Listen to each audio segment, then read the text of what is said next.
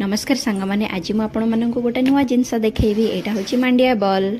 मांडिया तो देहपाई केते हेल्दी आपण मैंने जानते यहाँ खाते साउथ इंडिया साइड रे मटन नहले चिकेन झोल साथी किंतु मु तो पूरा वेजिटेरियन से मुझे पालंग शाग घंटा से खाइली।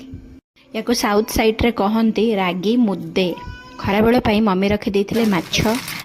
मम्मी को हेल्प करने जाई आमे माँ पुओ बसिकी छड़ेलु रसुण तापर मु पियाज काटिदेली तापर मसला जोगाड़ी मम्मी को देदेली बाटिबा। आज पूरा देसी स्टाइल रे तरकारीटा हेब आउ शिଳରେ मसला बटा हब चुली रे रोसई हब। बेसर बाटी दे बसीगले चुली पाखे गोटी गोटी करके माछ को भाजीदेले तापर मसला कषि पानी दे तरकारी बनईदेले। चुली रोसई तो केते टेस्ट आपण माने जानिथिबे। रोसई सारी हाथी चटी भात खाईदेला परे आमे किछि समय नै गलु रेस्ट।